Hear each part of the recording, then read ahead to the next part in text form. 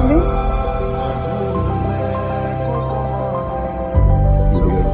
Security guard.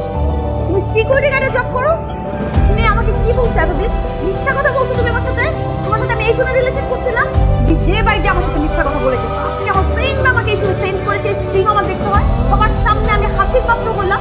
তুমি আমার সাথে ডে বাই ডে মিথ্যা কথা বলে গেছো প্রতারক। আমি তোমার চেহারা নেক্সট টাইম আর দেখতে চাই না।